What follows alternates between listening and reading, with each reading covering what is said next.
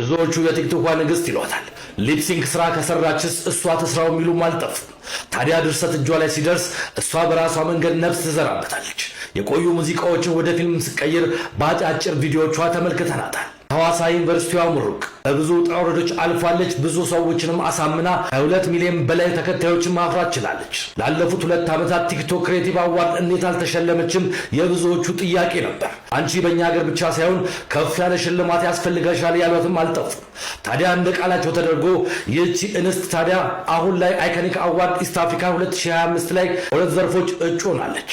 ቤስት ኮንተንት ክሬተር እንዲሁም ቤስት ኢንፍሉዌንሰር ኦፍ ዘ ይር እጩ ሆናለች። እስካሁን ማወራችሁ ስለ ዩቲናስ ነው። እውነት ነው የቲክቶክ ንግስት እሷ ቪዲዮ ትልቀቅ እንጂ ማንንም ተመልካች ሰቅዛ ይዛ ቪዲዮውን እስከ መጨረሻው ድረስ እንዲከታተል የማድረግ ድንቅ ችሎታ አላት። የትወና አቅሟ ከፍ ያለ ነው። የምትረዳበትም እይታ እጅግ ለየት ይላልም ይባልላታል። ምናልባት ትሪፕ ተዘጋጅቶ በጉዞ ውስጥ እሷ ካለች ጨዋ ታዋቂነቷ ደግሞ ጓደኞቿ ይመሰክሩላታል። ዘንድሮ ኢትዮጵያን ለማስጠራት በኢስት አፍሪካም ተወዳዳሪ ሆና ቀርባለች። ወዳጆቿ፣ አድናቂዎቿ እንኳን ደስ ያላችሁ። እሷን ለመምረጥ የዩቲናስ አካውንት ውስጥ ገብታችሁ ሊንኳን ላችሁ መምረጥ ትችላላችሁ። ዩቲናስ መልካም እድል ተመኘው።